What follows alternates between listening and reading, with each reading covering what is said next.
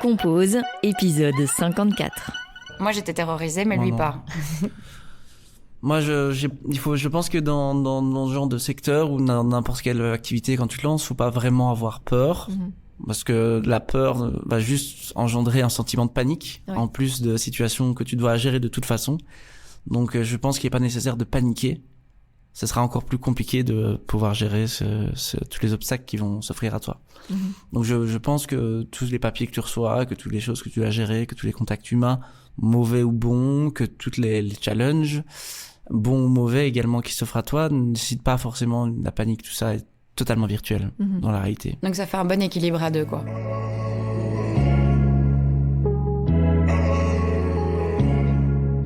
Dans ce nouvel épisode, je suis ravie de recevoir Valentin Norberg et Charlie Guillams qui ont cofondé Botanical, un célèbre bar à cocktails namurois. Ensemble, on a parlé de leur intérêt pour les bons produits, de leurs premières expériences dans l'Horeca, de leur rêve d'avoir un jour un établissement, de leur premier bar, une caravane, des compétitions de cocktails, de la peur de se lancer, de la complémentarité de leur duo, d'être un Belge à l'étranger, de leur équipe. Vous l'entendrez dans cet épisode, Stella, leur chien, était aussi avec nous. Elle a été extrêmement calme jusqu'au moment où elle a essayé de grignoter un peu le matériel. Je vous souhaite une très belle écoute.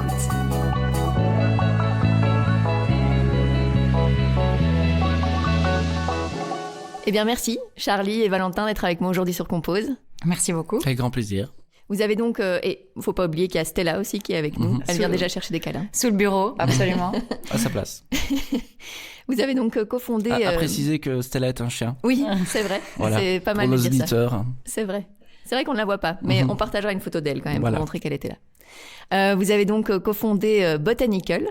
Est-ce que, pour introduire un peu le spectacle, le podcast peut-être, c'est mieux, vous pouvez expliquer en fait ce que c'est Botanical. Tu vas expliquer ou j'explique ? Vas-y, explique. Ok, donc du coup, Botanical by Alphonse, c'est un petit bar à cocktail. C'est 45 mètres carrés de fun dans le centre de Namur. C'est un peu un terrain de jeu, puisque du coup, on va y servir des cocktails qui sont hyper créa, qui demandent à Valentin pas mal de recherche créative, etc. Donc c'est vraiment un terrain de jeu pour nous, puisque du coup, on peut y faire un peu tout ce qu'on veut. On est uniquement basé sur les boissons. Et en dessous se cachent 45 mètres carrés de labos qui vont nous permettre en fait de justement réaliser ces créations. Et avant de venir vraiment à cette ouverture, comment est né en fait votre intérêt pour les cocktails ? Pourquoi c'est sur ça ? C'est vers ça que vous êtes partis ? On a commencé les cocktails, j'ai commencé les cocktails à la base parce que étant jeune, désargenté et sans diplôme, ma voie s'est dirigée évidemment derrière un comptoir pour commencer. Et on a eu déjà un intérêt pour faire des cocktails, on a trouvé ça rigolo. Et puis une grande question qui s'est ouverte, qui était pourquoi on utilise uniquement des produits industriels pour la réalisation de cocktails.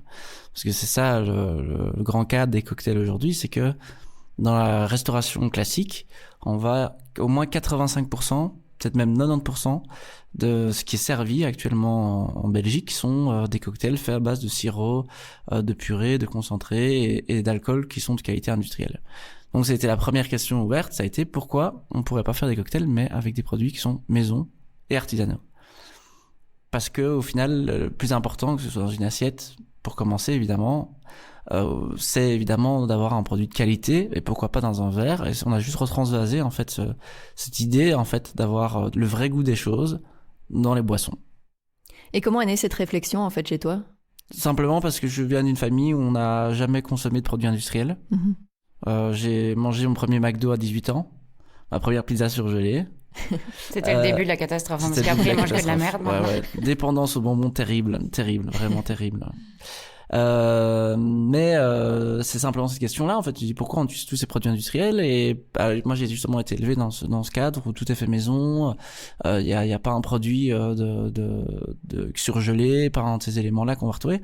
Donc en fait, on a juste retransvasé cette idée en fait de faire des cocktails, mais avec que des sirops qu'on fait maison, que des extractions qui sont faites maison.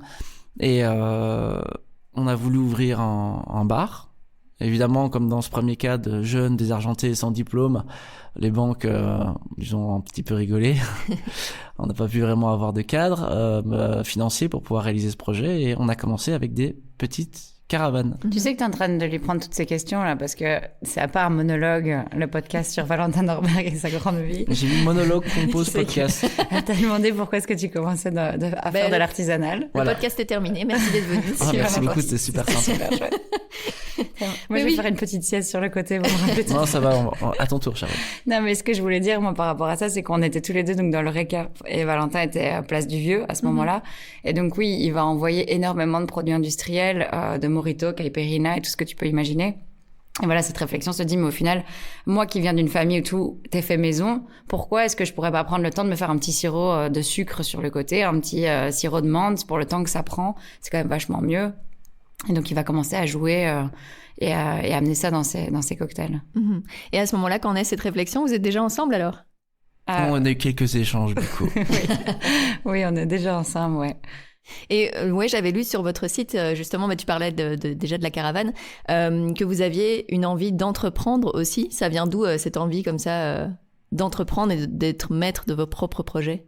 Mais du coup, je pense que c'est la première chose dans les premières conversations sérieuses qu'on a eues ensemble, c'était ça. Je pense que c'était très vite un point d'échange de se dire que nos rêves à tous les deux étaient en fait l'ouverture d'un endroit. Alors on avait des rêves qui étaient très différents. Mais c'était vraiment ce qui a été mis sur la table tout de suite en se disant c'est moi en fait quand je rêve de l'avenir, parce que du coup Valentin il avait 21 ans quand je l'ai rencontré. Quand je rêve de l'avenir, je rêve d'avoir un établissement qui fasse ça et moi j'avais déjà écrit pas mal de textes en disant qu'un jour je rêvais aussi d'avoir un certain type d'établissement qui sont bien loin de ce qu'on est aujourd'hui avec Botanical, Licorette et tout ce qu'on propose mais voilà, il y avait déjà ce point d'ancrage et cette idée commune, en tout cas, d'avoir un lieu de vie, quoi. Et donc, l'étape de la caravane, c'est vraiment le déclic est né du fait que les banques vous rient un peu au nez quand vous dites que vous voulez emprunter pour ouvrir un établissement? Ouais, tout à fait. Vas-y, tu peux expliquer maintenant. J'ai le droit. Merci. Du coup, oui, en fait, c'est simplement le fait qu'on n'avait pas les moyens en fait d'ouvrir un établissement. Et on a commencé par en fait acheter une petite caravane au fin fond de la Hollande, une Knauf 75, si vous voulez tout savoir du modèle. On l'a refait nous-mêmes avec mon papa, qui a un atelier à la maison et qui est un ouvrier de qualité supérieure, qui a pu mener à bien avec moi ce projet de faire cette caravane avec ce grand comptoir en chêne, avec les petits frigos en dessous du comptoir, un évier, une pompe, tout ce qu'il fallait en fait pour commencer à faire des cocktails. Et donc on crée cette caravane et là on se dit voilà, c'est fait. Qu'est-ce qu'on fait maintenant? Et on va faire un appel à projet. Donc Charlotte va faire cet appel à projet. Charlotte, c'est à ton tour. Merci Valentin de me donner la parole ce soir. Donc moi déjà j'étais pas très contente parce que je vois Valentin revenir de Hollande avec son papa, avec une caravane qui est en parfait état, avec des petites couchettes, des petits rideaux. Je dis mais qu'est-ce que tu veux faire de ça? On est en appart Place du Vieux à Namur, on est super jeunes. Enfin voilà, moi j'étais un peu dégoûtée. Le fait qu'on nous ait dit non aussi pour les banques. Moi c'était un échec, et donc j'ai pas du tout ce comportement ou en tout cas cette personnalité qui va plus se dire écoute c'est un obstacle, on continue. Moi c'était un obstacle, on arrête. on s'est planté. Que Valentin pas du tout. Et donc du coup il revient avec cette caravane en disant j'ai trouvé, on peut pas avoir de bar parce que toutes les banques se sont foutues de nous, mais on va faire un bar dans une caravane. Je me dis mais en fait il est complètement con. Qu'est-ce qu'il va faire? Et donc pour finir, il commence à travailler sur cette caravane. Je vois que c'est vachement joli, que c'est vachement cool. Donc tout d'un coup, je m'intéresse vachement plus. Et effectivement, je vais envoyer une centaine de mails, je pense, avec la description de la caravane en disant voilà, on a un bar mobile. On a envie de faire des cocktails de façon artisanale. Ça des marques, justement des marques de spiritueux, des distilleries. Tout ce qu'on connaissait, quoi. Et donc on envoie une centaine. On connaissait pas grand-chose. Voilà, donc un appel d'offres, c'est bien joli. Non, c'est juste des mails avec des jolis documents. Et Canva n'existait pas à l'époque, donc c'était pas facile.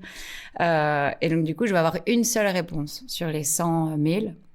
Et c'est la distillerie de Biercé, qui est quand même une référence. En plus, à ce moment-là, moi, j'ai pas énormément de compétences dans les spiritueux, et donc c'est l'eau de Villers, c'est quand même un produit iconique belge. C'est ce que ma grand-mère buvait à outrance. Et donc du coup, merci, feu Manani. Et donc du coup, on accepte et eux vont commencer à nous faire travailler. Donc ils vont en fait avoir des produits sur lesquels on doit bosser. Donc soit un nouveau produit, on doit créer des cocktails. première étape créative, ou alors on prend leur gamme existante et on propose des cocktails variés. Et donc du coup, ça doit être devant des cavistes où leurs produits sont proposés. À l'époque, c'était Macro aussi. Donc du coup, on va enchaîner les parkings, les cavistes dans le fin fond du monde, dans les Ardennes. Que des aventures rocambolesques avec des situations sous la drôles, pluie, sous le soleil, avec des pannes. Et voilà. Et puis il faut quand même savoir qu'une caravane comme ça, avec des cocktails, c'est un peu comme les food trucks. Au niveau énergie, c'est quand même pas mal. On était bien fatigués, mais c'est nos premiers contrats. Donc je pense qu'on va travailler combien de temps avec eux ?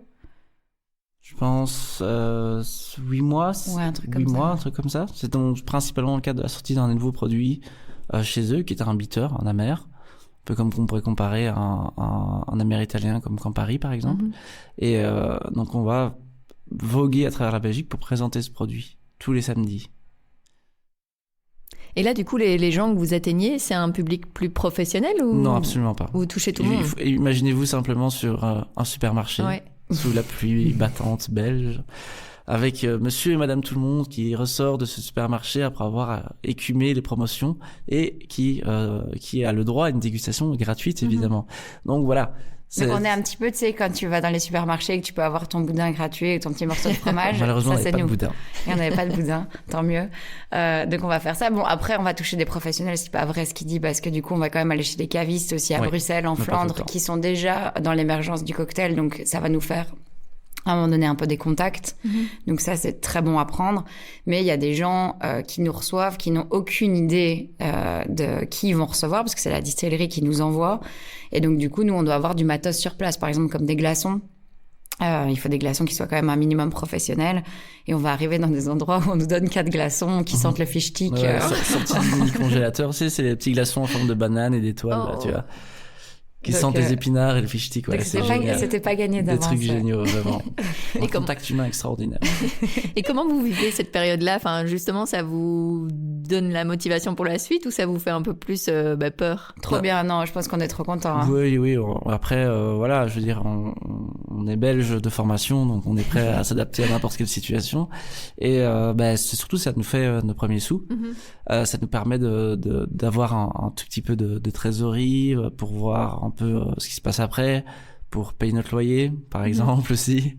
Et puis de là, on commence un peu à évoluer un petit peu dans ce monde-là.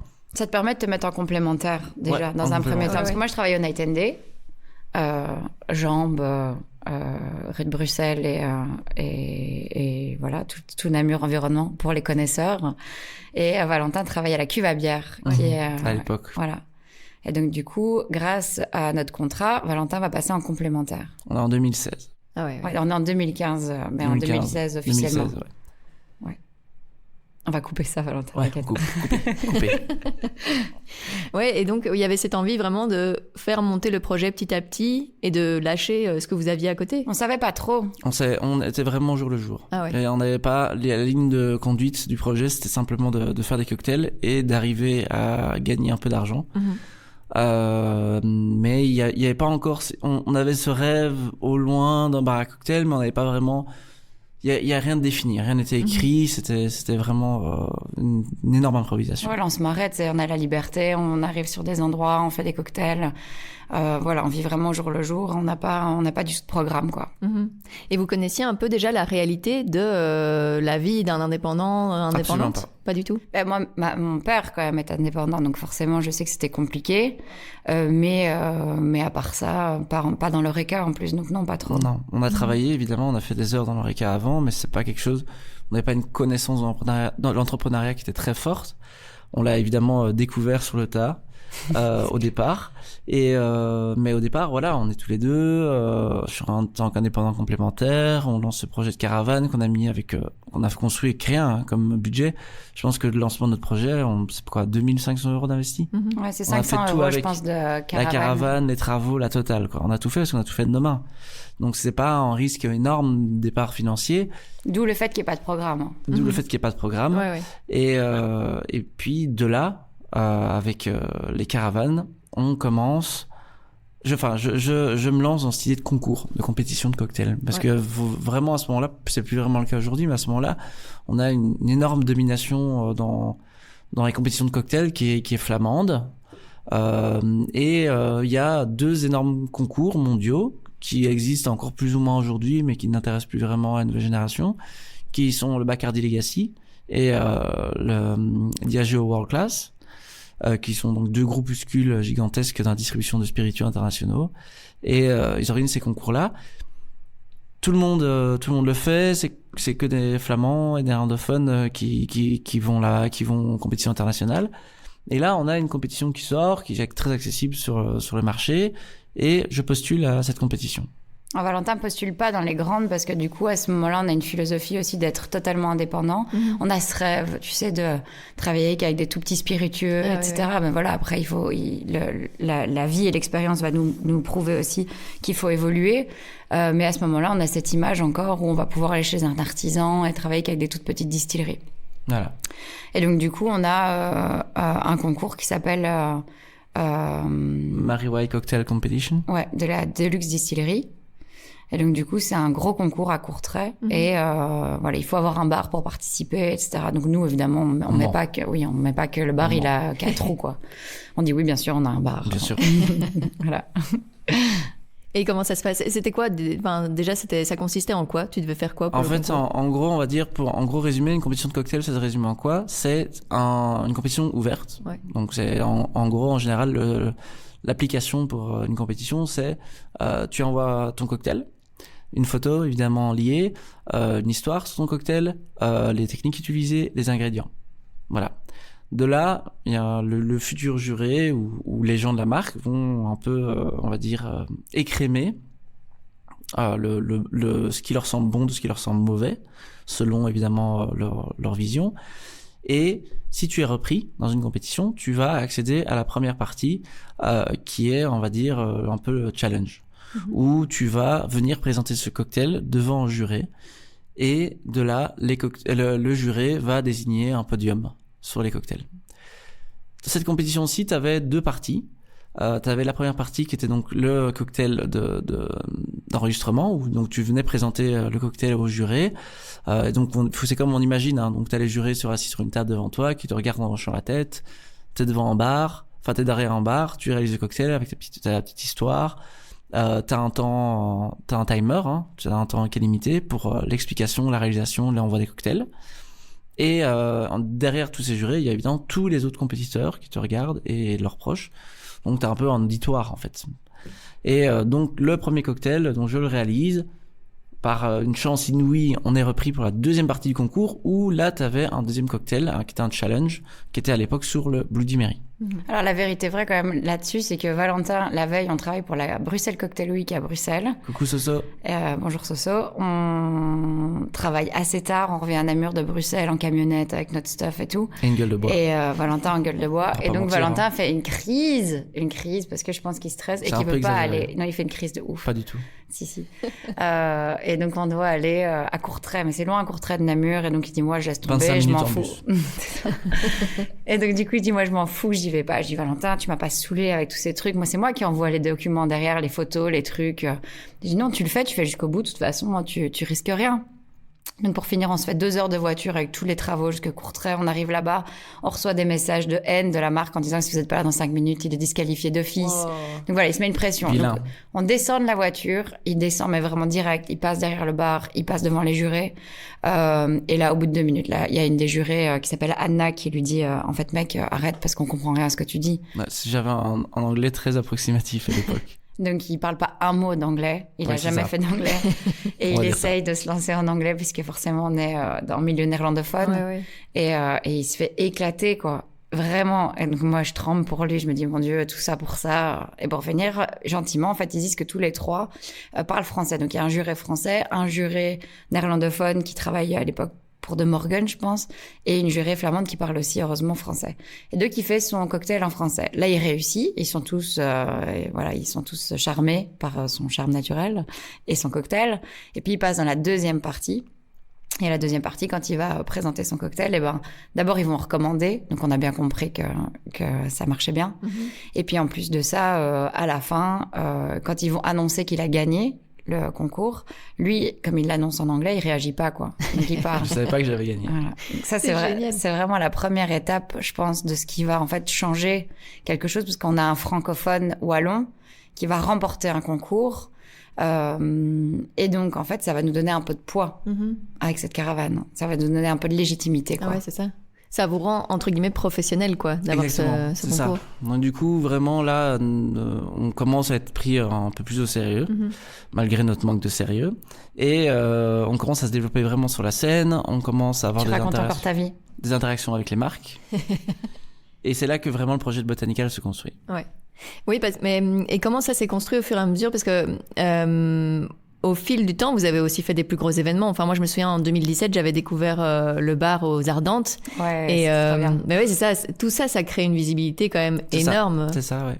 Donc du coup là c'est pareil, c'est en fait des distributeurs, le festival, je pense en plus les Ardentes qui nous avaient contactés à l'époque, parce que justement on va bouger, donc on continue ces contrats pour des cavistes, etc. Donc les parkings, les machins, mais comme je disais tout à l'heure, on fait des liens.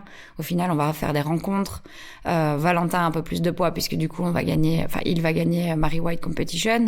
Puis je pense qu'il y a un autre concours qui va s'enchaîner très vite. Clairin, où je gagne aussi pour la Belgique, le championnat du monde à Haïti. Voilà, donc du coup tu sais c'est juste après Mary White. Ah ouais, excellent. Donc c'est deux concours, il y a un peu de presse.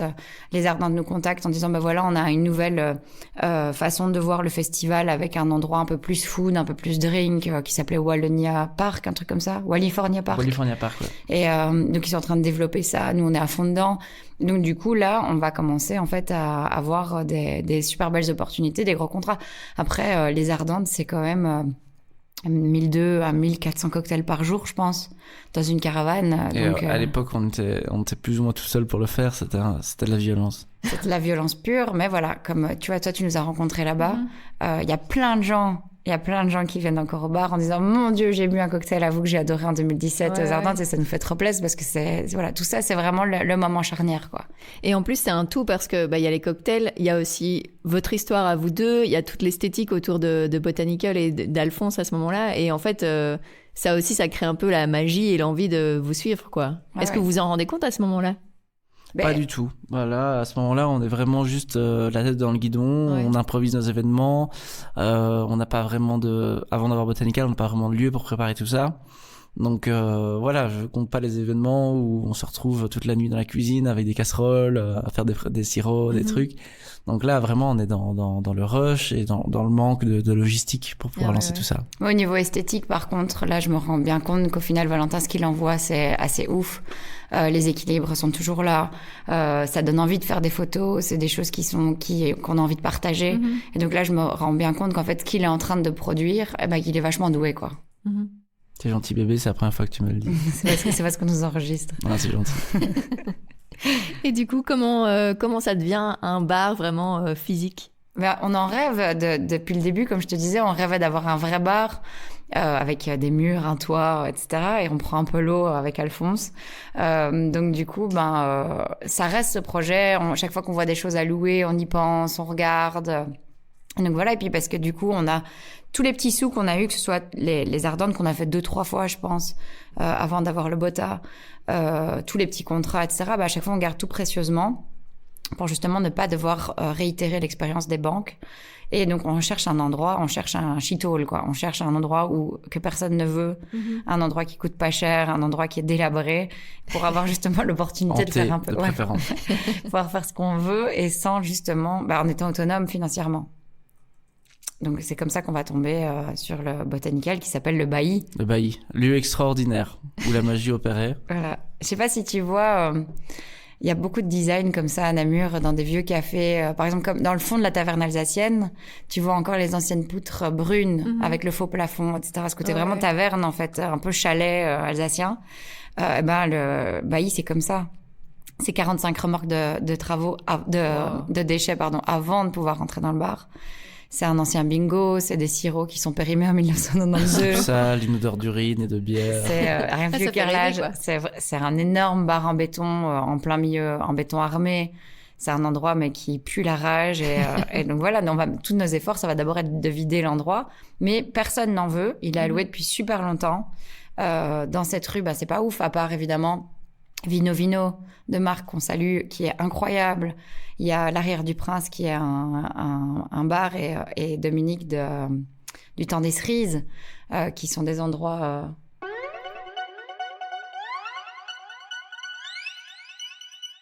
C'est pas vrai, elle a mangé? Non, elle l'a pas mangé, je crois. Je suis désolé. Merci Margot d'avoir dit que Stella mangeait les câbles en dessous de nous. Elle qui est si sage. En fait, je crois qu'elle aime bien l'étiquette. Ah oui, ok, je vais manger l'étiquette par le cas. Tu peux peut-être lui donner sa Ça le stresse à mon avis. C'est parce qu'elle aime pas être entendue comme ça. Ouais, t'étais en train d'expliquer. Voilà, que le Bottas c'était que dans cette rue il y avait pas grand-chose, que personne ne veut vraiment dans cette rue-là. Nos parents nous crient au scandale en disant que personne n'ira plus loin que la place du Vieux. Et les établissements que j'ai cités qui sont incroyables sont des établissements, il y a rien à faire, qui sont d'une autre génération. Mm-hmm. Nous on a à ce moment-là 28 et 24. Un truc du genre. Et donc du coup, voilà, c'est pas du tout notre génération de s'établir dans la rue des Brasseurs. Et donc du coup, on va signer un bail avec 20 € dans notre poche. Donc ça, c'est encore du coup de Valentin, parce que moi, j'en parle que maintenant. Il y a que maintenant que je libère ma parole par rapport à ça, parce que moi, j'étais de nouveau dans ce truc d'être gêné, de pas oser, alors que lui, il se lance, il y va, parce qu'on a deux personnalités très différentes.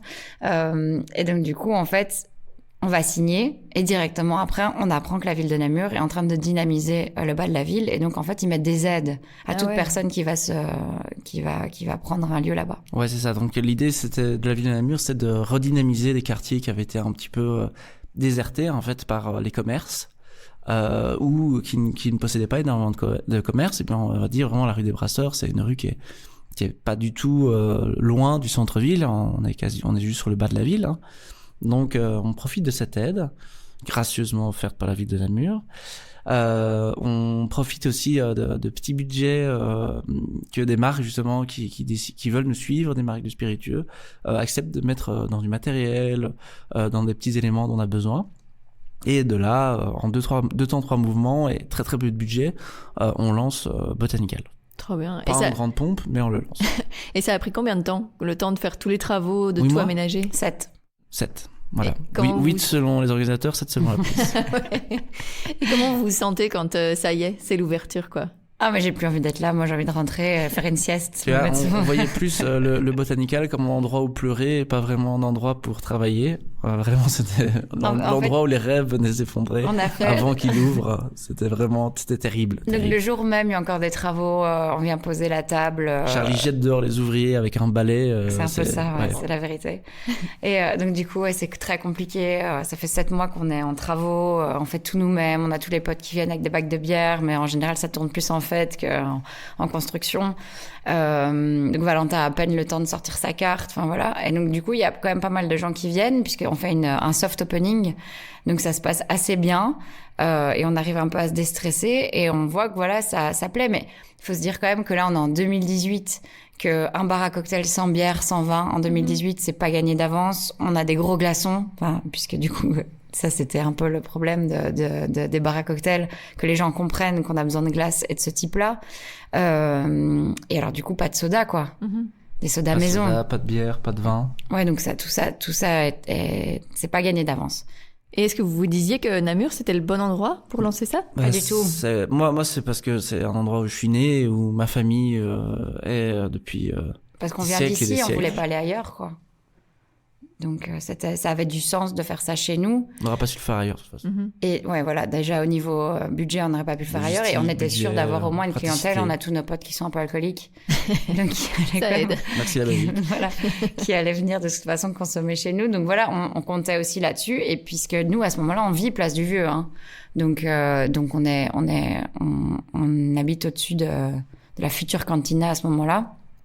Et donc il y a pas de moyen pour aller ailleurs, on se pose même pas trop la question. Au final, on se dit on va faire ça chez nous, on va faire ça à moindre moyen et on va faire un business plan avec 25 à 30 cocktails par jour avec une personne qui est toujours là qui s'appelle Jérôme qui va venir juste nous donner un coup de main le week-end.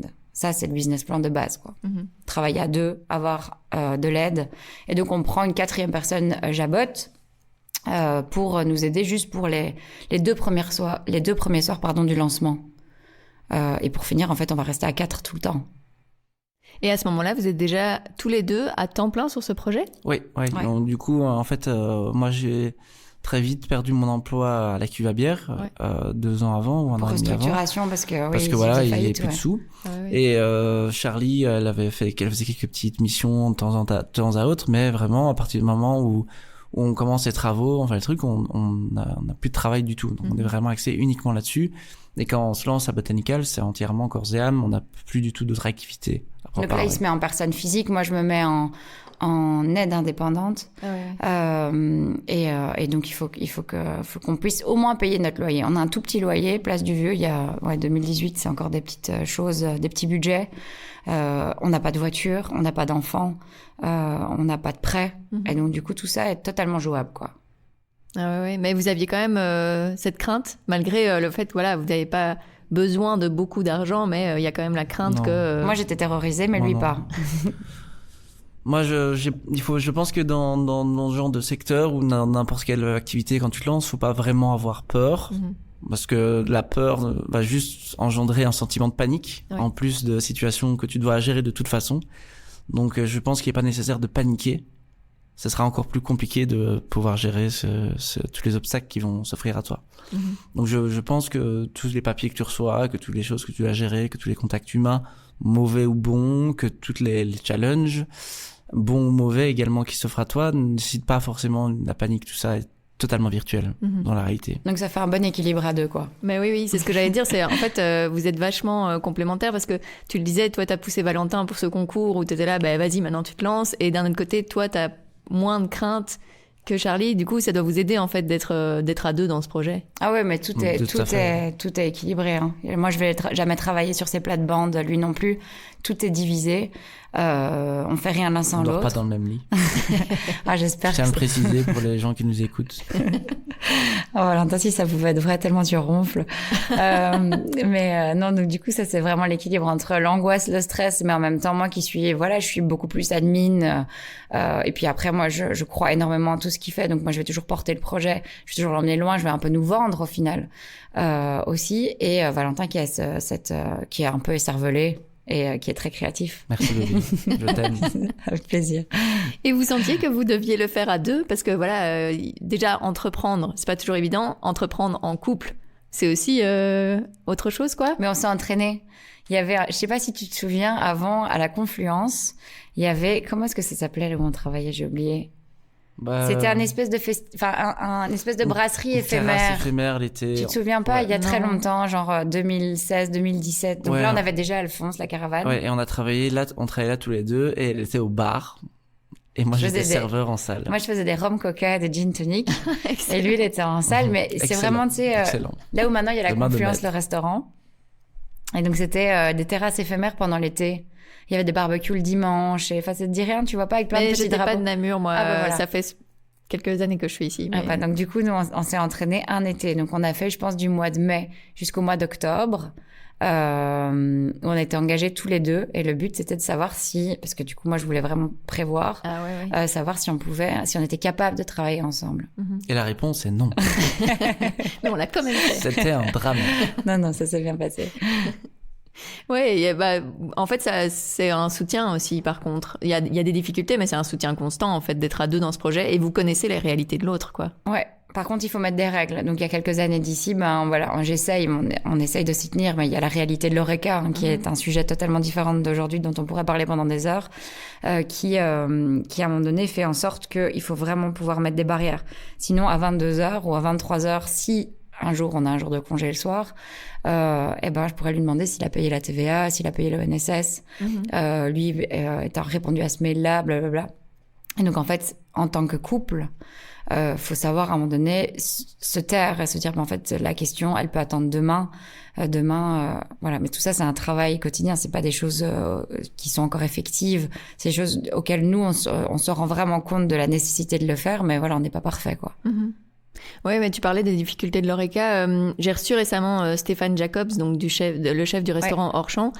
Et lui, il dénonçait un peu toutes les difficultés auxquelles il fait face tout le me temps. lance pas parce que sinon je vais crier dans le micro. Comme on a dit, c'est un sujet sur lequel on peut parler pendant des heures parce que la réalité de l'ORECA aujourd'hui, c'est que l'ORECA est en train de mourir tout doucement.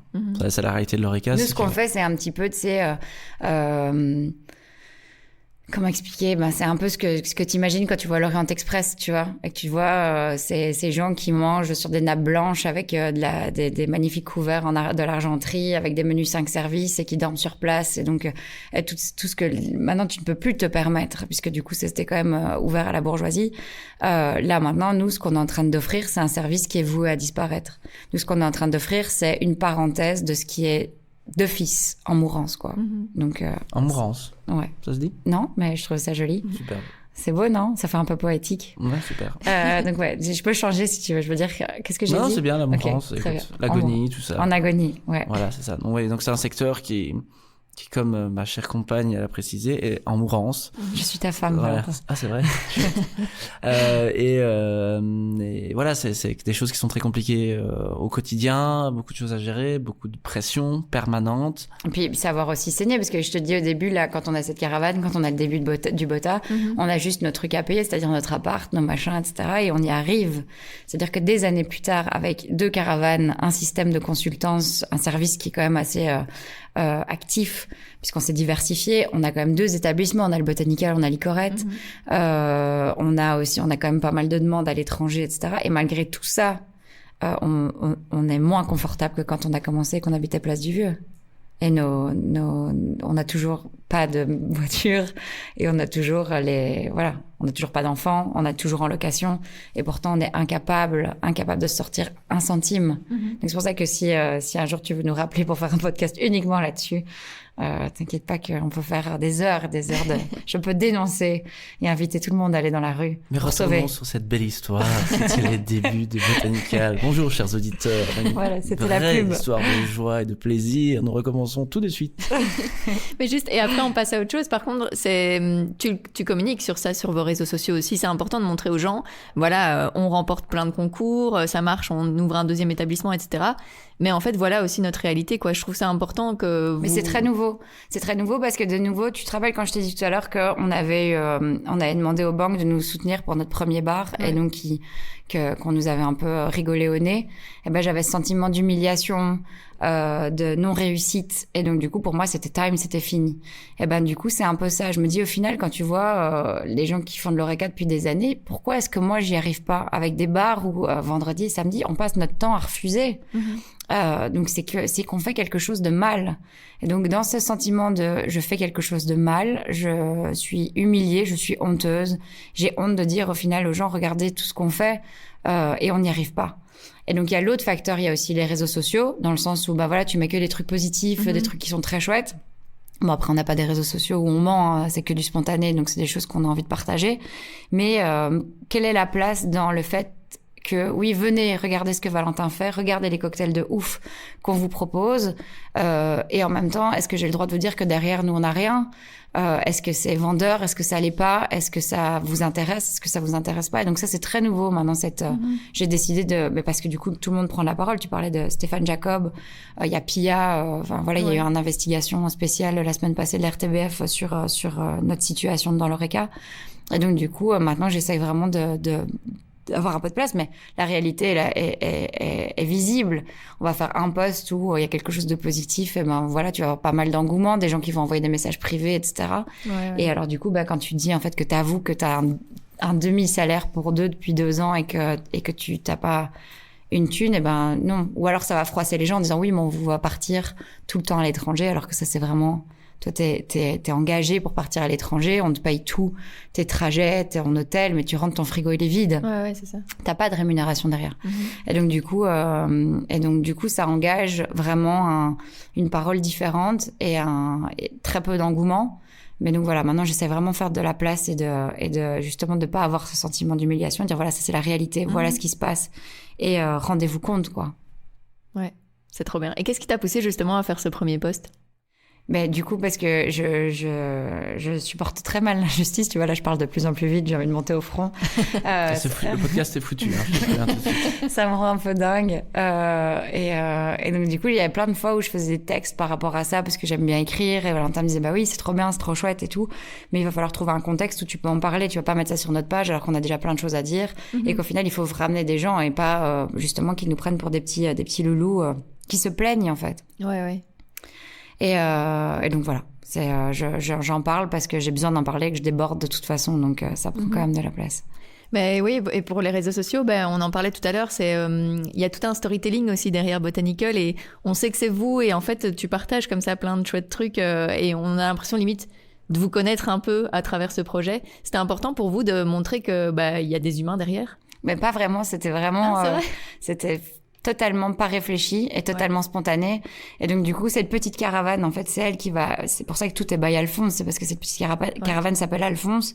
Et en fait, comme on va être sur les parkings avec Alphonse, qu'on va être chez les cavistes avec Alphonse, que Valentin va préparer des preps pour Alphonse, et petit à petit, on va le personnifier. On se dit pas, tiens, demain je prends la caravane, demain on prend Alphonse. Et donc cette personnification fait en sorte j'ai envie de parler d'Alphonse. Donc, on va avoir je vais créer un blog à l'époque. Un côté un peu schizophrène, comme ça. Ouais. Et donc, du coup, je vais parler de ce qu'en fait, la caravane propose en le prenant vraiment comme une personne à part entière. Et de là, en fait, je me rends compte que j'aime bien partager nos petites aventures, de savoir qu'on était dans les Ardennes, qu'on était en Flandre, qu'on a fait ça. Et je prends vraiment beaucoup de plaisir. C'est des petits moments vraiment où moi, ça me fait du bien, en fait. D'avoir des petits moments de parenthèse, d'écriture. Et donc, en fait, c'est le premier Instagram de la caravane va être un peu comme ça, puisque du coup, ça va être des bouts et des extraits de ce qu'il y a sur le blog. Et donc, en fait, tout naturellement, Botanical, Licorette, tout suit la même chose, puisque c'est toujours moi, nous, derrière, quoi. Ouais, pourquoi Licorette? Comment c'est né, cette envie-là? À toi, tu peux parler maintenant. Ah, j'ai le droit. Ouais, ne me regarde pas comme ça, tu me gênes. Non, tu peux parler de Licorette si tu veux. Non, vas-y, j'aime bien entendre ta voix. Vas-y. C'est vrai. Du coup, Licorette, c'est né comment? C'est né simplement du fait que Botanical est très compliqué, qui nécessite beaucoup de mise en place, qu'on utilise des processus qui sont, comme j'ai déjà précisé, dans la complication, dans les extractions, dans l'utilisation de matériel avec des processus très longs. Et Licorette, en fait, on a envie de faire quelque chose qui était super simple, parce que en dehors de Botanical, quand on sort, on mange des choses simples. On boit quasiment pas de cocktail, on boit beaucoup de vin, beaucoup de pils. Parle pour toi. Et ouais. Bon, après, Charlotte, j'ai quelques souvenirs de toi, debout sur les tables, enfin bref. On aime en fait les choses très simples et on aime les partager. Et en fait, on s'est dit pourquoi on créerait pas un lieu en fait qui est un peu un lieu de vie, un lieu qui reflète en fait cette simplicité, cette cuisine de partage, c'est presque ce côté où on invite des gens à la maison en fait. On avait vraiment envie de se dire ce qu'on adore recevoir. On faisait beaucoup de très grands dîners à l'époque en utilisant l'argent qu'on n'avait pas pour offrir à manger, à boire à nos amis. Et on avait envie de faire ça. Et pas d'offrir parce que voilà, comme on l'a précisé, la situation n'est pas toujours au beau fixe, mais de proposer en fait cette cuisine de partage, ces petits verres de vin nature, ces petites pils, et pouvoir dire est-ce qu'on pourrait en fait faire un lieu comme ça, un lieu qui ressemble en fait à notre simplicité, à notre plaisir en fait à nous. Parce que Valentin fait des colères à Namur parce que soit il mange un durum, soit il mange tout de suite dans un restaurant ou dans une brasserie, mais qui va être, tu sais, tu vas à deux dans une brasserie, tu prends un apéritif, 2 plats en vide pour 110, 120 euros.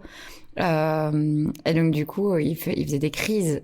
Donc, il s'est un peu créé Licorette pour lui, pour pouvoir manger comme dans un bistrot en France ou dans un pub en Angleterre où tu as fini ta journée de travail et tu peux aller manger un truc simple, efficace, boire un verre de vin, voir tes potes, rentrer chez toi et en avoir pour une toute petite addition. C'est surtout aussi, du coup, dans l'idée du bistrot français, comme elle précise, c'est que quand on a commencé vraiment à travailler à l'étranger, on va dire vers 2020, ça fait vraiment 3-4 ans là qu'on travaille vraiment beaucoup à l'étranger et particulièrement à Paris. Et en fait, les premières fois on se retrouve à Paris, on se retrouve dans des petits bistrots où tu manges une bavette au poivre, salade, frites à volonté à 12-13 euros. Et si tu la manges debout au comptoir, c'est 9. et avec le ballon de rouge et on sent l'excitation dans ta voix, Valentin. C'est super excitant. et en fait tu dis waouh, en fait ça existe, c'est possible en fait, et on trouve ça vraiment fascinant. On écume les bistrots, les bouillons, on écume les petites adresses, les petites brasseries, et vraiment on est fasciné en fait par ce monde-là, ce monde vivant où les gens crient, les gens boivent, les gens s'asseyent à 17h et partent à minuit, 1h du matin, et on dit en fait c'est formidable parce qu'on perd un peu plus chaque année cette culture bistrot en Belgique, de cette culture des bars de village, de ces petits estaminets de quartier où tu manges un spaghetti bolo ou un croque-monsieur à moins de 10 euros, où tu vas prendre une bière, une petite pils locale pour 1,70 €, 1,80 €, tout ça disparaît réellement sous nos yeux aujourd'hui. Et quand tu vas en France, dans beaucoup de petits patelins ou trucs, c'est fascinant en fait. C'est fascinant de dire que en fait les gens vivent encore en dehors de chez eux. Quand vous voyagez comme ça, à chaque fois vous avez des inspirations pour vos projets? Ouais. C'est que ça, ouais. Que ça, malheureusement, c'est terrible. Et toi, justement, pour les cartes éphémères, qu'est-ce qui t'inspire? Et en fait, est-ce que tu as toujours des nouvelles idées? On a toujours des nouvelles idées. Tu peux dire toi. Hein. J'ai toujours des mauvaises idées, mais voilà, je suis pas tout seul non plus, on travaille en équipe. Mais le fait est que en ouvrant Botanical et en s'ouvrant au monde, c'est vraiment ça qui est arrivé, parce que moi je viens d'une petite famille namuroise qui n'a pas beaucoup bougé et qui aime rester à la maison. Quand je m'ouvre réellement au monde avec Charlie, cette femme extraordinaire qui est à mes côtés depuis maintenant 10 ans. En fait, premier voyage, j'ai pris la première fois l'avion. C'est pour ça qu'il parlait pas anglais. J'ai pris la première fois l'avion, j'avais 22 ans. Quand j'ai rencontré Valentin, donc il m'a menti sur son âge. D'abord, il faut quand même dire il m'a dit qu'il avait 23 ans et que donc il en avait 21 parce que moi j'avais 26 ans. Je rentrais de voyage d'Australie et donc moi je pensais qu'il sortait un peu avec moi, qu'il m'avait dragué parce que je revenais de voyage et que j'avais quand même pas mal baroudé avant. Donc je pensais que c'était un peu ça, que ça faisait partie de mon sex appeal, alors que pas du tout. Il s'en foutait complètement. Il m'a à peine écouté. J'étais fasciné par son corps de rêve. Oui, bien sûr, ouais.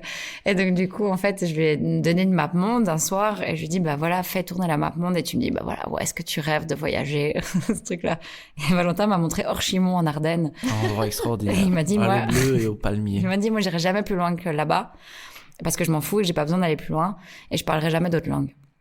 Enfin bref, Charlotte, je vais raconter une histoire, tu m'interromps brutalement. Oui, non, mais c'est parce qu'il faut qu'on se rende compte de qui tu es. Cette personne merveilleuse qui arrive à changer. Je suis un cancer. Vas-y. Donc, avant que Charlotte nous interrompe vulgairement, on s'est ouvert au monde. Je me suis ouvert au monde. On a commencé Botanical a bien fonctionné. J'ai gagné 2 autres compétitions sur 1 an et demi après l'ouverture. On a gagné un prix chez Comillo, meilleur bar à cocktail. Et puis en fait là, on commence à travailler pour des marques, on commence à travailler à l'étranger. On va travailler à New York. C'est incroyable, hein. Je veux dire, quel monde virtuel incroyable. On travaille à New York, on va travailler dans les Caraïbes. On va travailler beaucoup en France, on va travailler en Italie, on va travailler en Angleterre. Enfin, je veux dire, c'est tout d'un coup en fait on passe de rien à tout ça. Et en fait toutes ces expériences, en fait, je m'en nourris réellement et on va vraiment travailler sur tous ces produits en fait qu'on découvre, dont on remplit nos valises, parfois illégalement, pour revenir chez nous et préparer toutes ces boissons. Et en fait, l'idée, c'est que Botanical est un peu le reflet en fait de cette ouverture au monde que nous avons suivi, toujours évidemment sur la botanique, sur les herbes, sur le monde qui nous entoure, végétal. Et en fait, en s'inspirant de tout ça, en se nourrissant de tout ça, en fait, Botanical grandit petit à petit et fait de mieux en mieux. On apprend aussi énormément. Tantôt on précisait du coup pour la première compétition, un des juges qui est devenu un vrai ami aujourd'hui, qui s'appelle Rémi Savage.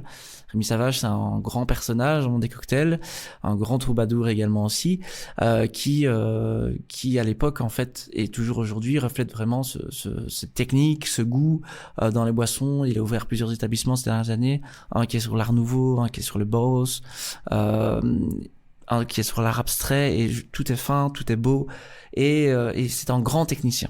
C'est vraiment un grand technicien dans le monde du bar et des extractions, et on va travailler pour lui à Londres en 2019. En 2020, en plein confinement, on va travailler là-bas parce que évidemment là-bas c'est pas vraiment confiné, ça ouvre, ça ferme, machin, donc on se retrouve là-bas. Et en fait, j'apprends énormément à son contact. Et à notre retour en Belgique, on redéveloppe notre laboratoire pour vraiment faire quelque chose de beaucoup plus professionnel que ce qui était avant. Parce qu'avant, on avait vraiment un matériel qui était très limité. On travaillait sur le sous-vide et sur des cuissons à haute température, sur TAC et tout ça. Et en fait, là, on commence à travailler sur la distillation sous vide, on commence à travailler avec les ultrasons, on commence vraiment à arriver sur des techniques qui sont bien plus élevées que de la connaissance qu'on avait de base. Et c'est grâce aussi à cet échange, justement, cette ouverture au monde, c'est tous ces gens qu'on rencontre, dont on se nourrit. Et puis après, on a une facilité qui est extraordinaire, c'est qu'on est belge. Et je pense que être belge dans le monde aujourd'hui, c'est un super pouvoir. Parce qu'on a une simplicité, on a une sympathie aussi, on a une facilité sociale. C'est vrai, hein, vraiment, je veux dire, partout où j'étais dans le monde, on a toujours eu si facile en fait de pouvoir interagir avec les gens. Et ce super pouvoir en fait qu'on a depuis notre naissance nous a permis en fait d'aller vers les gens et de découvrir énormément de choses. Excellent. Et c'est vraiment au contact comme ça des personnes que tu rencontres que tu te formes, ou tu as suivi une formation classique? De base. Rien non, formation de base. Aucune. Je viens simplement, comme j'ai dit au départ, d'une famille où tout est fait maison. Ouais. Et j'ai toujours eu une facilité en fait à travailler en cuisine et à faire des tests, à me foirer, à trouver des choses. Et on a vraiment commencé sur rien. Et puis en étudiant, évidemment, en lisant des livres, tout ça. Je suis complètement autodidacte. J'ai vraiment pu apprendre. Et puis au contact d'autres gens, des gens qui sont beaucoup plus des techniciens, où on échange les uns avec les autres. Aujourd'hui, j'ai plein de copains à travers le monde où on s'envoie, ils nous envoient un mail. Ah tiens, c'est super, comment t'as fait ça? Ah, je donne ma fiche en disant pour le truc, puis je vois trop génial, c'était ce goût-là avec ce goût-là. Enfin bref, on se partage beaucoup de choses. En fait, c'est une toute petite communauté, le monde du bar. Il faut imaginer que c'est une communauté qui tout le monde se connaît en fait. Peu importe où t'es, on est en permanence avec des contacts avec des gens de Berlin, avec des gens de Londres, avec des gens de New York. Là, on a des copains qui sont en train d'ouvrir à New York, qui étaient à Barcelone avant. Enfin, on a des contacts avec des gens du monde entier en permanence et on se croise tous. Parce qu'il y a des conventions, un peu comme c'est dans une convention d'ingénieur informaticien, sauf que tout le monde est bourré et qu'il n'y a pas d'informaticien. mais voilà, je veux dire, c'est des conventions qu'il y a partout dans le monde et on se rejoint tous, on fait la fête ensemble, on échange, on crée des projets et en fait, on est tous super connectés les uns avec les autres. Et c'est comme ça que le monde du bar évolue énormément. Et quand tu es en train de créer comme ça et de tester des choses, de créer des recettes, comment tu te sens? Enfin, qu'est-ce qui se passe dans ta tête? Ce qui se passe dans ma tête, c'est que disons j'ai un peu un trouble obsessionnel au niveau des goûts. Je savais pas si ça allait le dire ou pas. Voilà, j'ai vraiment un trouble obsessionnel par rapport à ça. Je suis vraiment obsédé par les goûts, les choses en général. Ça m'arrive, pour vous dire, de manger des choses que je trouve pourries dans mon frigo. Pas goûter, manger pas vraiment, mais goûter par curiosité, de voir si ça goûte. Est-ce que ça peut être intéressant? Est-ce que voilà, je veux dire, j'essaye de tous les jours goûter quelque chose de nouveau. Il n'y a rien que je n'aime pas aujourd'hui. Mais donc du coup, si tu envoies par exemple 300, 400 drinks sur une soirée, s'il y en a un où il y a une goutte d'une macération, que sais-je, qui est pas à sa place, il va renvoyer le drink, il va aller le rechercher à table. Donc c'est de l'obsession, c'est comme s'il jouait sa vie sur chaque cocktail, quoi. C'est l'obsession du goût. Non, voilà. Donc c'est comme ça que les cartes du Botanical se sont créées, c'est que vraiment en fait on pousse de plus en plus loin. Parfois, évidemment, ça ne peut pas plaire à tout le monde. Voilà, c'est un concept qui est tout à fait expérimental. On a sûrement des gens qu'on a perdus en cours de route par rapport à nos évolutions, c'est sûr, parce qu'on est commencé sur des cocktails qui étaient très simples, avec des jus pressés, des éléments comme ça. Aujourd'hui, on arrive à un bar qui est très minimaliste, avec des extractions, des clarifications, des cocktails qui sont très clairs, avec du goût. On travaille sur des textures qui sont différentes. On a complètement, en fait, on s'est un peu perdu sur la route. On s'est retrouvé à travers d'autres choses. Et c'est parce qu'on est parti de rien. Et aujourd'hui, on est arrivé à quelque chose d'abouti, tout en restant dans quelque chose d'expérimental, où on recherche, on fait une recherche permanente. Et c'était un méandre, c'était pas une route, c'était plus un méandre de recherche et d'évolution personnelle aussi. Il y a des gens, tu sais, qui viennent chercher un cocktail et qui ont envie d'avoir ce côté esthétique avec un petit jardin botanique, des fleurs, des mousses, etc. Ce qu'on faisait fort au début, puisque c'était aussi à un moment donné la trend, c'est qu'on la suivait et qu'on est forcément influencé par tout ce qui se fait. Et donc là, forcément, quand tu arrives maintenant où tu as un cocktail qui est parfaitement translucide, sans garniture, avec un bloc de glace et où esthétiquement pour certaines personnes il se passe rien, alors que pour nous c'est un travail de ouf d'avoir réussi à avoir quelque chose qui est translucide et justement très très minimaliste, et que tout est sur le goût justement, bah forcément tu perds des gens en route, mais voilà, comme je disais aussi, c'est notre terrain de jeu et on expérimente, on se fait plaisir et donc on sait où on va, quoi.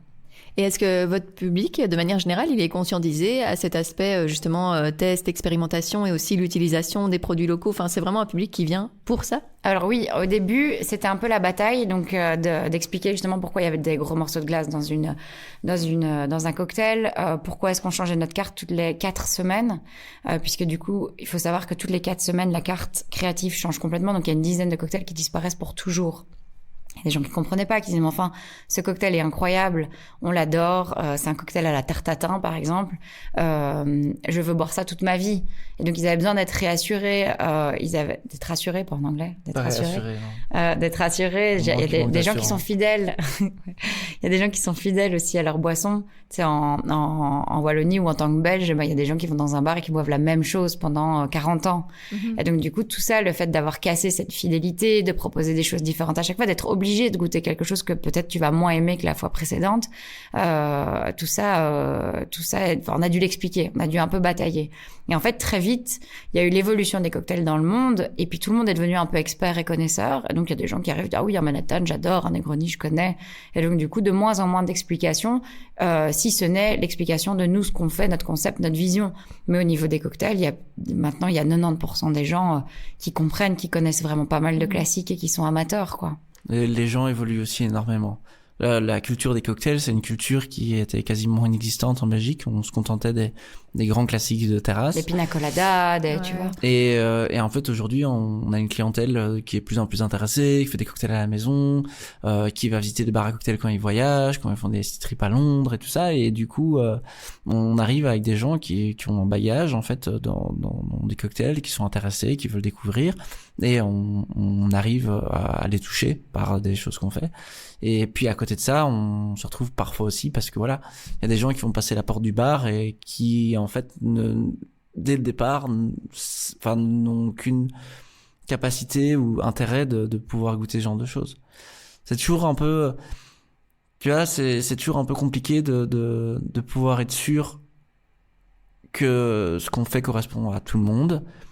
Et après, c'est aussi une réalité, c'est que peu importe dans quel secteur tu te trouves, peu importe dans quel artisanat tu travailles, il y aura toujours une partie de l'audimat, enfin l'audimat. C'est bien, tu peux dire audimat. On va dire de l'audimat dans un podcast, compose podcast, qui ne sera pas en fait averti de pouvoir aimer en fait. Ouais, ça arrive hyper rarement maintenant. Oui, bien sûr. J'ai eu une personne il y a pas très longtemps qui me disait bah voilà, je voudrais je sais plus ce qu'elle me demandait comme cocktail, et donc du coup c'était avec des agrumes, etc., choses qu'on n'utilisait pas ou qu'on n'utilise pas pour plein de raisons environnementales. Et donc je dis bah justement là on a un truc avec des agrumes parce qu'on nous a offert des agrumes d'Italie d'un voyage, mais sinon on n'en a pas. Mais ce cocktail c'est un martini, c'est très sec, ça va peut-être pas vous plaire quoi. Et donc du coup la dame elle rechignait, elle dit c'est pas grave, je vais prendre un soft. Et donc je lui dis bah voilà, nous c'est des softs maison, on fait de l'ice tea maison, on fait de la limonade maison. Donc et pour finir elle me dit ah ben non, donnez-moi un louza. J'étais là, mais nous n'avons pas de louza madame. Et donc voilà, mais ça arrive. Moi je suis en salle. Je fais quand même pas mal de services et je t'assure que c'est vraiment un pourcentage qui est très très limité. En tout cas comparé au début, c'est moindre quoi, vraiment. Ouais. Et vous en parliez tantôt, vous avez une équipe aussi autour de vous maintenant.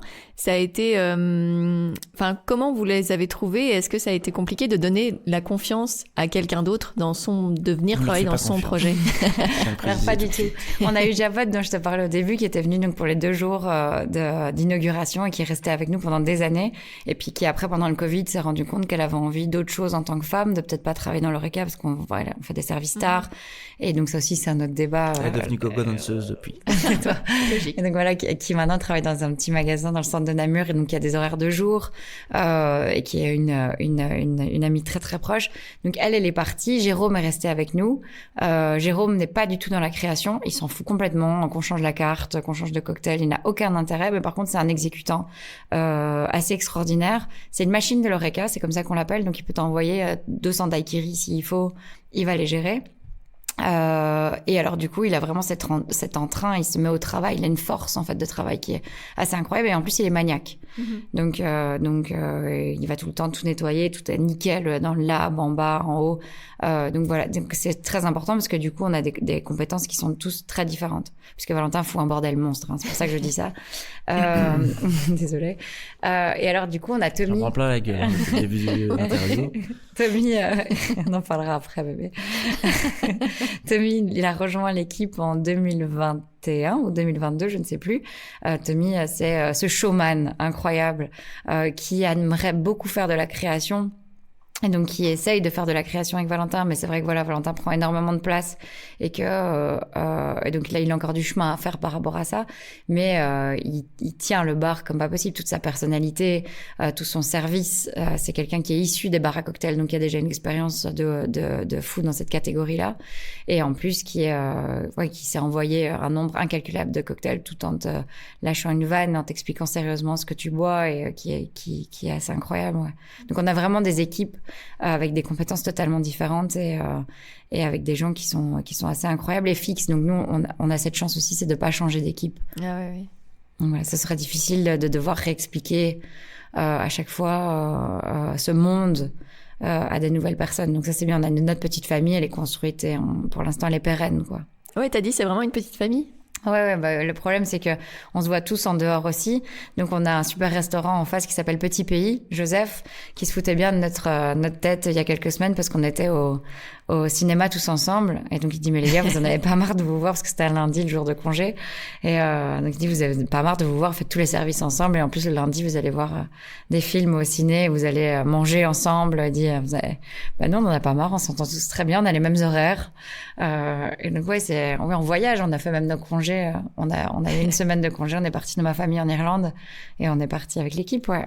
Excellent. Donc, vous êtes fiers d'avoir lancé déjà Botanical, Alphonse d'abord, et même d'avoir créé tout ça, d'avoir créé tout ce bar à cocktail, mais aussi cette famille? On subit plus tout ça qu'on le vit, j'ai l'impression. Ouais, puis on se rend pas vraiment compte, c'est quand on parle avec toi maintenant, tu sais, on se rend compte, on se dit, ah, c'est quand même vraiment chouette tout ce qu'on fait.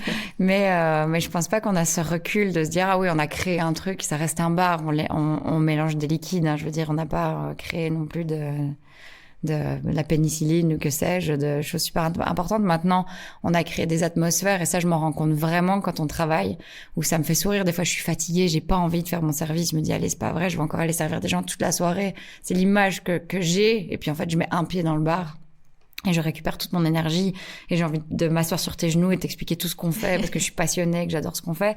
Et donc, du coup, là, je me rends bien compte qu'il y a une atmosphère particulière. Il y a ce qu'on vit dans les deux établissements, voilà, ça vibre. Il se passe vraiment quelque chose. Et donc, du coup, sur le moment là, ça me rend fière et ça me rend heureuse. Vraiment très, très heureuse. Mais, de se dire, voilà, par rapport à l'entreprise, par rapport à l'équipe, on n'a pas vraiment, tu sais, on a juste la tête dans le guidon, on fait que travailler comme des fous, quoi. Ouais, c'est non-stop. Heureusement, on travaille avec passion, mais c'est vrai qu'on enchaîne énormément. En moyenne, par exemple, moi, je fais 80 heures par semaine, 80-85 heures par minimum, semaine. Ouais. Et on a des semaines qui montent. Ça m'est déjà arrivé, pour la petite histoire, d'avoir tellement d'événements et de trucs de faire des services de 30 ou 40 heures. Wow. Horrible, vraiment. Et tu vois toute la charge de travail qui te reste, toutes les choses qui te restent à préparer. Et en fait, les mises en place, tu fais le service, terminer la mise en place pendant la nuit, l'événement le lendemain, retourner faire le service. Et là, tu te rends compte que tu as fait 40 heures sans dormir, en travaillant. Parce que tu dois pas faire en des faisant preps. la fête, hein, préciser, pas faire la fête. Hein. Tu fais des preps c'est d'un pas qu'on n'a côté, pas dormi mais... si on a fait la fête, c'est juste que du travail, quoi. C'est des choses qui nous sont déjà arrivées. Le labo, bah, il va pouvoir engendrer une certaine somme de produits, de liquides qui doivent être utilisés en priorité pour le bar. En même temps, t'as un événement et donc du coup, il faut mettre son réveil pendant la nuit pour aller faire continuer à faire tes preps puisque c'est énormément de technique. Et donc du coup, tu vas continuer à faire tes preps, bah, comme tous les restaurants de nos potes chefs qui dorment à côté du four et qui mettent leur réveil. Je parle encore de Joseph de Petit Pays. On vit tous des choses comme ça. Mais c'est vrai que on n'a pas toujours de recul parce qu'on est aspiré. Alors, le fait, c'est qu'on n'a aucun recul, en général, sur ce qu'on fait. Et qu'est-ce qui vous fait tenir, du coup? Quand vous enchaînez comme ça 40 heures, qu'est-ce qui vous fait tenir? Mais déjà, moi, je récupère l'énergie, comme je disais, on n'a quand... pas le choix, surtout. Ouais, déjà, on n'a pas le choix. C'est simplement le fait que tu dis ça que peut pas s'arrêter. Il faut que tu le fasses. Et puis, ouais, on gagne quand même de l'énergie au fait d'être entouré de gens et de voir que ce qu'on fait, ça plaît et nous de récupérer. Mais sinon, de toute façon, tu peux même pas penser à ça. Ouais, c'est ça. C'est comme si t'as les agriculteurs qui peuvent pas faire de grève parce qu'ils doivent aller labourer. Nous, de toute façon, il est hors de question qu'on se lave pas, qu'on ne se lève pas, qu'on ne se lave pas. Ça, c'est Valentin. On se lave. Si jamais. Valentin, tu te laves pas les dents, dis la vérité. Si, je me lave. Si tu te justifies comme ça, c'est que tout le monde a compris. Ça va. Donc du C'est coup, bon, il y a un filtre avant tu de faire, te donc, lèves le matin et de toute façon, c'est ça, tu vas au front. Il y a de toute façon aucun moment où tu te dis en fait non, aujourd'hui j'ai pas envie ou je suis fatiguée, t'as quand même pas le choix. Tellement génial. T'as toute une machine qui est lancée. C'est pas grave, je ne viens pas. Ouais. T'as Valentin, donc je disais, c'est quelqu'un qui est pas du tout angoissé, qui est hyper créatif et qui a cet enthousiasme.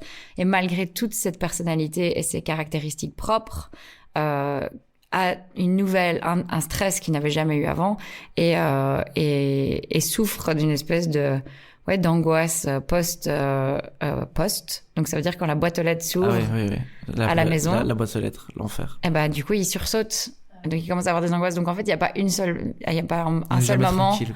Il y a pas un seul moment où t'es tranquille. De toute façon, il faut que la machine dévore et l'État dévore tellement d'argent que de toute façon, t'es obligé ton GSM est connecté à ton adresse mail. Tu rentres chez toi, t'as le courrier avec la facture. T'arrives au bar, tu vas faire les mises en place. Les clients arrivent après. Faut les servir, fermer. Le lendemain. Tout ce que tu travailles doit quand même aller pour aller payer un truc. Donc de toute façon, tu te lèves. C'est un cycle sans fin en fait. Ouais. Et plus tu gagnes entre guillemets, plus de toute façon tu remets. Donc il y a pas une seule seconde où tu peux réfléchir. Mais on n'est pas dans la plainte. On n'est vraiment pas dans la plainte. On adore ce qu'on fait. Donc, c'est bien de remettre. C'est pas ça, c'est que. Remets l'église au milieu du village. Mais c'est pas ça, c'est qu'en fait, dans ce métier-là, tu crées ta propre prison, entre guillemets. Tu vois?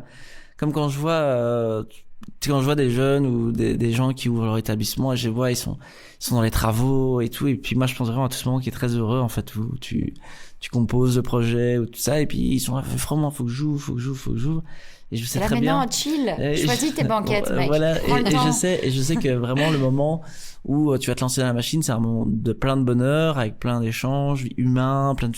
Mais c'est aussi une nouvelle, c'est pas une nouvelle prison, mais c'est un nouveau cadre, une nouvelle cage, c'est un nouvel engrenage dans lequel tu rentres et qu'il faut alimenter, quoi.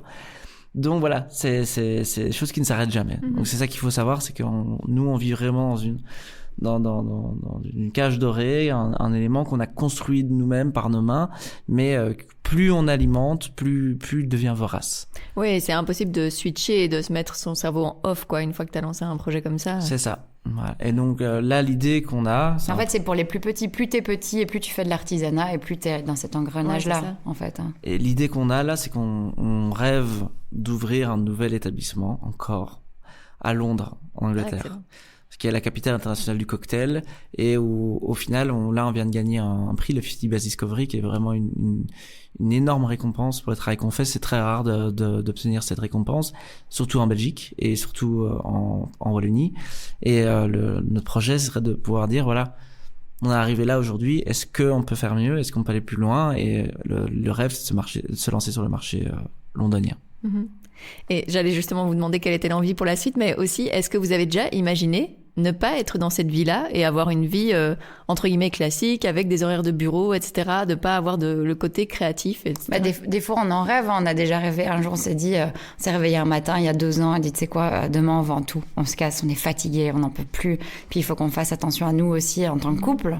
Et donc du coup je dis moi je vais aller travailler dans le marketing, faire de la rédaction, j'en sais rien, faire un truc. Lui il peut travailler comme délégué commercial pour des spiritueux, enfin tu sais on se fait tout un truc. Non, les aspirateurs aussi, ça t'irait très bien, mais quoique je suis pas sûre que tu saches comment ça s'utilise. Mais c'est pas vrai. Il passe l'aspirateur, chers auditeurs, il passe l'aspirateur. Donc du coup, ouais, on a rêvé à d'autres choses en se disant, tu sais quoi, demain on arrête. En fait, voilà, on a fait notre maximum, on a donné notre énergie, mais on va aller travailler 2 jours. En fait, très vite, tu te rends compte que, déjà, moi, travailler pour un patron, je pense qu'au bout de 3 mois, ça n'irait pas. Valentin, il il serait sûrement, je sais pas moi, faire son truc dans un coin, il écouterait sûrement pas les consignes.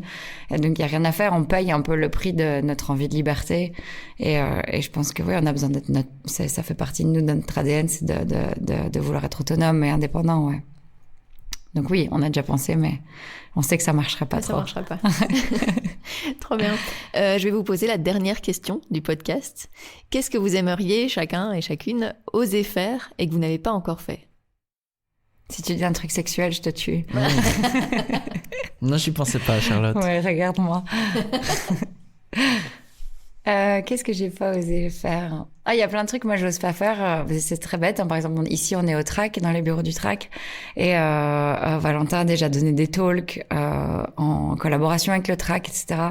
Et donc du coup, c'est très inspirant. C'est des questions qui se posent sur l'avenir de la gastronomie, la technologie dans nos assiettes et dans nos verres, quel impact elle a. Et donc du coup, il prend la parole tranquillement, sans un soubresaut, devant 300 personnes, et il parle avec passion. Moi, c'est un truc que je pense que je n'oserais pas faire, mais qui me donne des fois envie, c'est me dire en fait j'aimerais bien pouvoir défendre une cause, ou alors parler avec passion de ce qui m'anime devant un large éventail de personnes, et ça c'est un truc que je n'ai pas fait, que je ne ferai sûrement jamais parce que je suis trop stressée, mais voilà, ça c'est pour répondre à ta question, c'est un truc voilà. Trop chouette. Moi je sais pas trop. Ça t'ose tout faire. J'essaie de réfléchir à quelque chose que j'ose pas faire. J'aimerais faire, mais que j'ose pas faire. T'as pas un ingrédient de ouf que t'as jamais osé utiliser dans un cocktail, par exemple, que tu n'oseras pas? Non. Genre une vessie de porc. Non, j'ai évité ça. C'est notre grand débat, c'est parce que du coup, moi, je suis végétarienne et le bar est orienté sur tout ce qui est végétal, forcément. Ouais. Et Valentin, au final, ne l'est pas du tout dans son corps intérieur. Et donc, du coup, je sais qu'il veut des fois faire des martinis au poulet. Non, ça va. Mais il ne le fera jamais. Qu'est-ce que je n'ose pas faire? Divorcer? Non, je rigole. Cette issue de podcast va être vraiment chouette. Non, c'est une grosse blague. C'est une grosse blague. même Tout pas va sûre très que- très bien entre nous, Charlotte. Tout va très très bien. Ça me dérange pas de dormir dans le canapé depuis 2 mois, Charlotte. Non, je rigole. Non, tout se passe très bien entre nous, mais non, en général quand. Je pleure quand même. C'est vrai? Non. Attendez, si j'ai jamais vu pleurer. Je t'aime, bébé. Non, en général, quand j'ai envie de faire quelque chose, je le fais, même si ça a des répercussions désastreuses. En parlant du canapé où je dois dormir à l'occasion. Non, je n'ai rien que je n'ose pas. Ça peut être une réponse aussi. Je rêve juste d'ouvrir ce bar, justement, parler à Londres, quelque chose que je n'osais pas faire depuis longtemps et que je veux faire. Vraiment, je suis déterminé dans ce sens. Donc voilà, j'imagine que ça va être la chose que je n'osais pas faire et que je vais faire. J'espère. Super, merci beaucoup. Merci beaucoup de nous avoir reçus, c'était trop, trop chouette. Avec plaisir.